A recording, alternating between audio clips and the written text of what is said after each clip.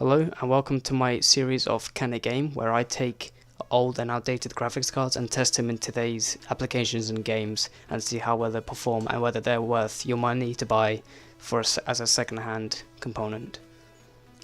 Today I'm going to see how well the Radeon HD 7790 performs in today's games, and for the specific model I'm using the ASUS version of this graphics card.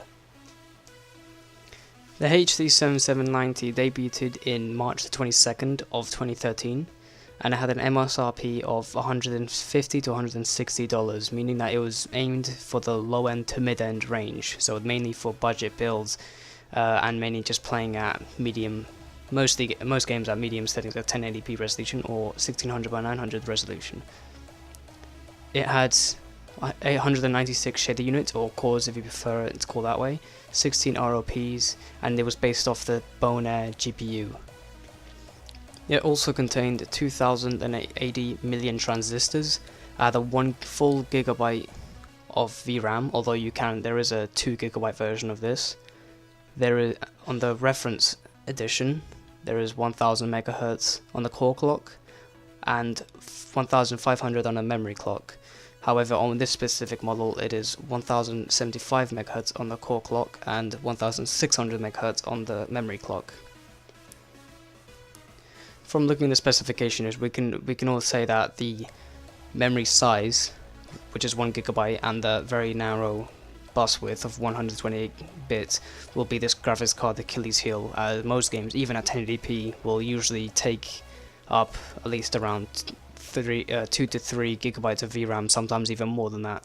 First up we have Battlefield 1, and it's running at 1920 by 1080 with the resolution scale of 100%, and everything else is set on low, and DirectX 11 is enabled, so not DirectX 12. And you can see on the top left all of the monitoring software, so the FPS of course, and the VRAM usage, the memory clock and clock speed and temperature, GPU usage, whatever. And yeah, I'm going to show this for about a minute and you just judge for yourself how well it goes.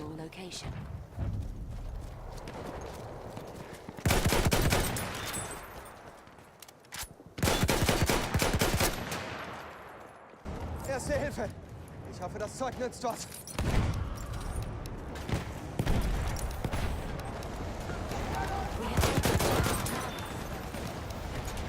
Versorgt deine Wunden!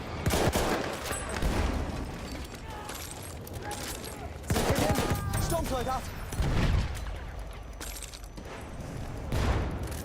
Careful!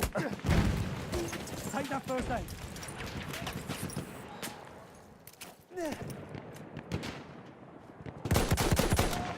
There's a shock trooper!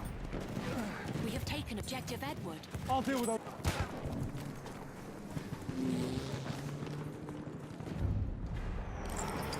We have lost objective.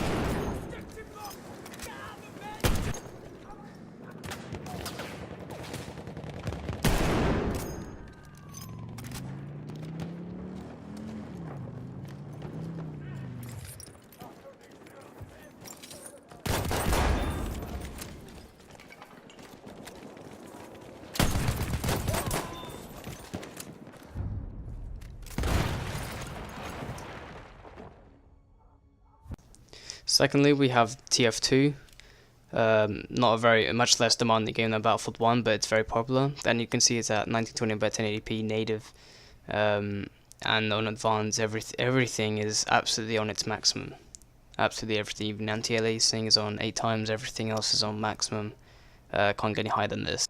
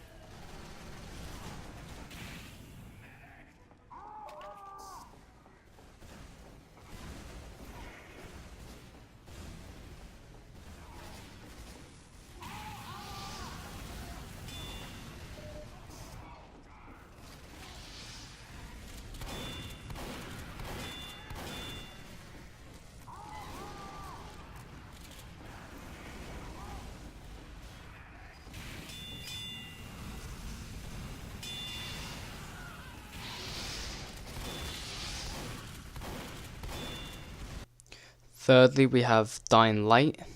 It's currently running at 1080p resolution. It's going to be, obviously, this is a demanding game, so it's going to be, everything's going to be on medium view distance on maximum, and mainly just on medium, pretty much. A few things disabled, and that's pretty much it. And you can see that for this sort of game, I would say it's fairly playable. It's playable for this sort of game, because you don't need very, very fast reflex. And still edging around, even looking down the entire city, you can still see about, like, what, 40-50 FPS, which is alright.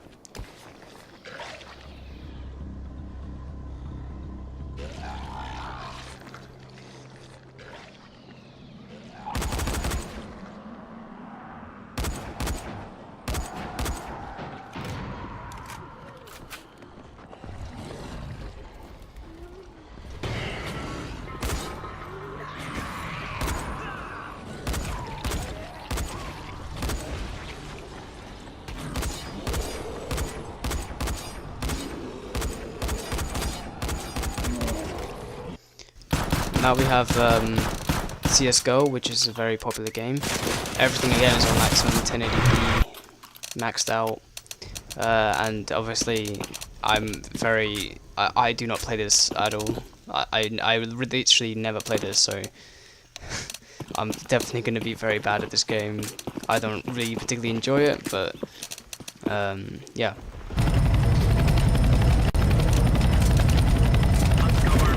It's not the game. I don't really like this game, to be honest. I bought it once and I kind of regret it because I just do not enjoy it, in my opinion.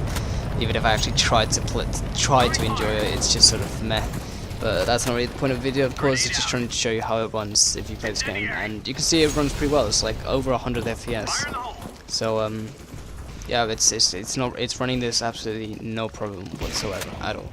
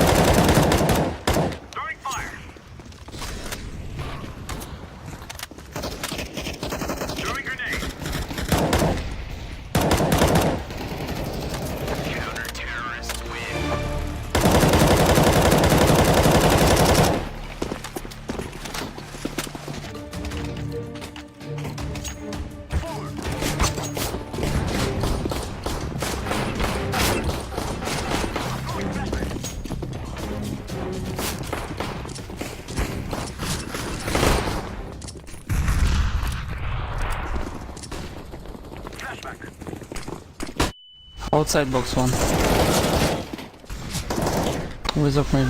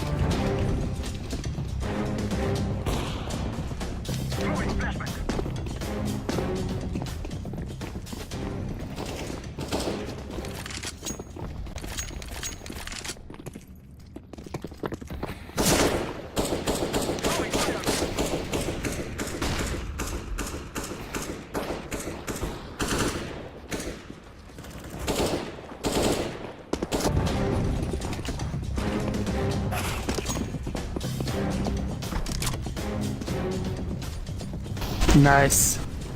Ну ё-моё, ну вторая катка подряд уже опять так, ну ё-моё.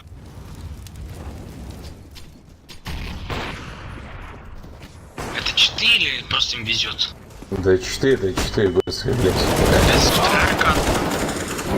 Я тоже купил КС-ку столько читаков. Лучше дальше в КСС.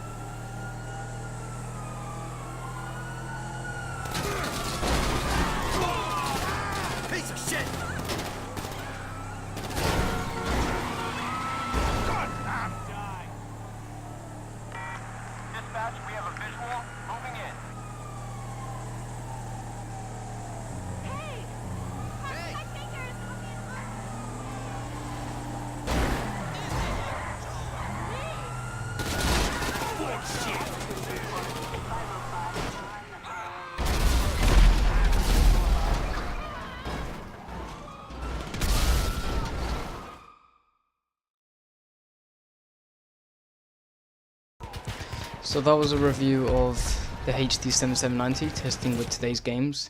So I hope you enjoy this video, and hopefully this video will educate you on what graphics card you should get if you want to get a super cheap second-hand PC, because this graphics card is good for low to mid-end games, and it can even, as you can see right now, it can still play even Battlefield 1, a very high demanding game, with good settings, still looking okay, and still getting very acceptable frame rates. And anyway, thank you for watching an episode of Can It Game, and I'll see you for the next one.